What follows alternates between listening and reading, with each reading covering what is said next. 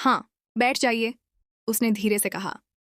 मैं बैठ गया और तुरंत महसूस हुआ कि बस के पीछे हवा थोड़ी और ठंडी लग रही थी। शीशों के किनारों से हल्की हल्की बर्फीली हवा अंदर घुस रही थी। लड़की ने मोटी ऊनी चादर में खुद को अच्छे से लपेट रखा था। बस चेहरा ही थोड़ा बाहर था। बस के चलते ही बाहर की लाइटें धुंध में घूम होने लगी थी। अंदर हल्की सी पीली रोशनी थी जो पीछे तक आते आते मंद पड़ गई थी। मैं खिड़की से बाहर देख रहा था, लेकिन बर्फीली हवा कानों तक पहुंच रही थी। थोड़ी देर बाद मैंने उससे पूछा, ठंड बहुत लग रही है ना? वह हल्के से मुस्कुराई। हाँ, इसलिए तो यह चादर है, मैंने हंसकर कहा। भाग्यशाली हो तुम, मेरे पास तो सिर्फ जैकेट है।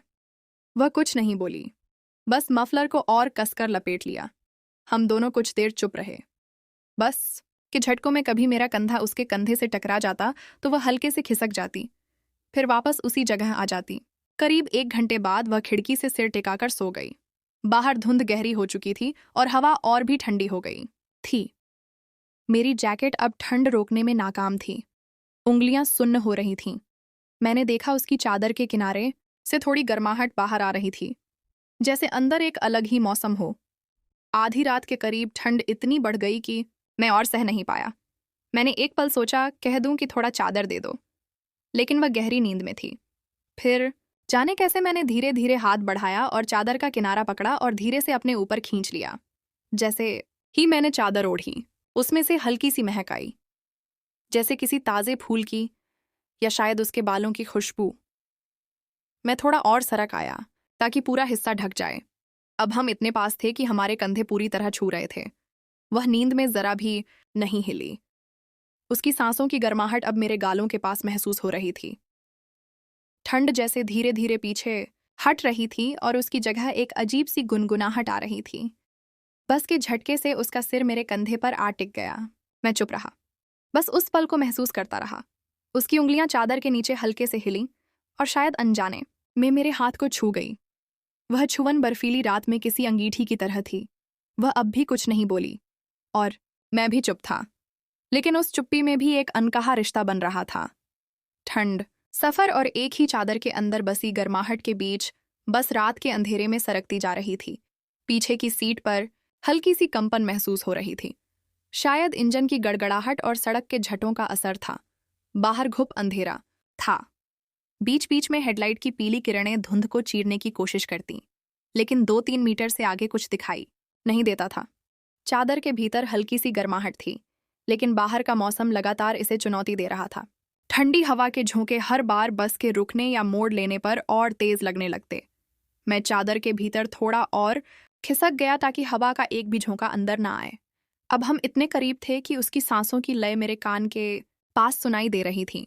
नींद में भी वह हर थोड़ी देर में हल्का सा हिलती और हर बार उसका सिर फिर मेरे कंधे पर लौट आता, जैसे वह जगह उसके लिए सबसे आरामदेह हो। मैंने अनजाने में अपनी हथेलियां रगड़ीं, शायद सुन्न हो चुकी उंगलियों में जान लाने के लिए। तभी उसकी उंगलियां हल्के से मेरी हथेली को छू गईं। मैं ठिठक गया, लेकिन उसने कुछ नहीं कहा, बस नींद में हाथ को वैसे ही छोड़ दिया। उसकी हथेलियां ठंडी थी, लेकिन उस छुन में एक अजीब सी सुकून भरी गर्मी थी। बस का ड्राइवर धीमे धीमे गाना गुनगुना रहा था, जो इंजन की आवाज में मिलकर बस एक धुन सा बन रहा था। बाकी यात्री गहरी नींद में थे। पीछे हम दोनों की दुनिया जैसे बस उस चादर के भीतर सिमट गई थी। कभी बस किसी गड्ढे से गुजरती तो हम एक दूसरे के करीब एकदम खींचे चले आते। उसके बालों की नमी मेरे गाल को छू जाती और चादर के भीतर उसका कंधा मेरे बाजू से ऐसा सट जाता जैसे हम बरसों से साथ सफर कर रहे हों। थोड़ी देर बाद उसने नींद में ही हल्का सा सिर उठाकर चादर को अपने चेहरे तक खींच लिया। उसकी आंखें आधी खुलीं। शायद उसने मुझे पास देखकर महसूस किया, लेकिन वह कुछ नहीं बोली, बस फिर से उसी तरह सिर टिकाकर सो गई। मैं सोच रहा था यह सफर लंबा है, लेकिन यह रात उससे भी लंबी लग रही थी। ठंड के बीच एक अजनबी के साथ इस तरह की नज़दीकी, यह कुछ अलग ही एहसास था।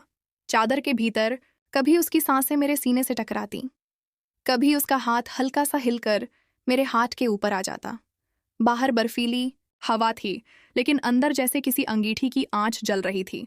हम दोनों चुप थे, लेकिन उस चुप्पी में ना जाने कितनी बातें थीं जो आंखों से कह दी जा रही थीं, लेकिन होठों तक नहीं आ रही थीं। रात के करीब 2:30 बजे के आसपास बस एक ढाबे पर रुकी। कंडक्टर ने ऊंची आवाज में कहा, चाय कॉफी 15 मिनट का स्टॉप है, लेकिन हम दोनों ने चादर के भीतर ही रहना चुना। बाहर उतरना मतलब इस गर्माहट को खो देना था। बस फिर से चल पड़ी, और अब सड़क और भी सुनसान थी। आसपास कोई रोशनी नहीं थी, सिर्फ बस के भीतर का पीला धुंधला उजाला था।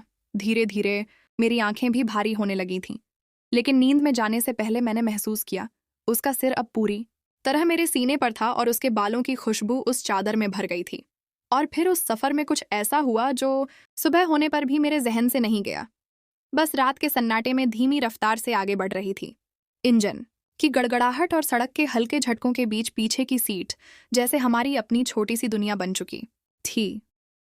नैना का सिर अब पूरी तरह मेरे सीने पर था। उसके बालों की हल्की नमी और खुशबू मिलकर एक अजीब सी गर्माहट बना रही थी। मेरी सांसें धीरे धीरे उसकी सांसों के साथ ताल मिलाने लगीं। बाहर बर्फीली हवा थी, लेकिन चादर के भीतर जैसे समय रुक गया हो। उसका हाथ अब भी मेरे हाथ पर था, लेकिन शायद नींद में उसने अपनी उंगलियां हल्की सी हिलाई और वह मेरे हाथ के बीच आकर रुक गई। मेरी उंगलियों के बीच उसकी उंगलियों की ठंडक ने जैसे मेरे भीतर एक लहर सी दौड़ गई।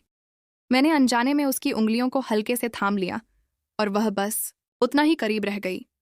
न पीछे हटी, न और पास आई। बस के झटकों में कभी उसका बदन थोड़ा मेरे बाजू से सट जाता, कभी उसका चेहरा मेरी जैकेट से। मैं हर बार खुद को संभालता, लेकिन इस नज़दीकी को नज़रअंदाज कर पाना मुश्किल था। करीब 3 बजे के आसपास सड़क और सुनसान हो गई। बस के बाहर गहरा अंधेरा और भीतर का पीला उजाला था। ऐसा लग रहा था जैसे पूरी दुनिया बस हम दोनों और यह चादर हो। अचानक एक तीखा मोड़ आया और हम दोनों हल्के से एक दूसरे की तरफ खींच गए। उसका चेहरा अब मेरे गले के पास था और उसकी सांसों की गर्म लहर मेरी त्वचा को छू रही थी। मैंने देखा उसके होंठ हल्के से खुले थे और नींद में भी उसके चेहरे पर एक अजीब सी मासूमियत थी। मैंने एक पल को सोचा, क्या वह जाग रही है? लेकिन उसकी आंखें बंद थीं और उसकी पकड़ मेरे हाथ पर वैसे ही ढीली थी। फिर भी मुझे लगता था कि वह मेरी मौजूदगी महसूस कर रही है और शायद चाह रही है कि मैं दूर न जाऊं। चादर के भीतर हर सांस, हर हलचल का एहसास और गहरा हो रहा था। मेरे लिए यह सफ़र अब बस एक दूरी तय करना नहीं था। यह एक ऐसा लम्हा बन चुका था जो शायद कभी दोबारा ना मिले। कभी कभी नींद में ही वह चादर को और कसकर खींच लेती, जैसे ठंड से बचने के साथ साथ मुझे भी अपने पास रख लेना चाहती हो। बाहर बर्फीली हवा थी, लेकिन इस छोटे से घेरे में एक अनकहा रिश्ता बन रहा था। और फिर शायद सुबह से 1 घंटा पहले कुछ ऐसा हुआ जिसने इस रात को हमेशा के लिए मेरी यादों में दर्ज कर दिया। सुबह से लगभग 1 घंटा पहले बस के भीतर हल्की सी हरकत हुई। ड्राइवर ने ब्रेक दबाया था। शायद किसी ढाबे या छोटी जगह पर बस रुकी थी, लेकिन बाकी यात्री गहरी नींद में थे। खिड़की से आती ठंडी हवा के झोंके ने नैना को हल्का सा हिला दिया। वह जैसे नींद और जाग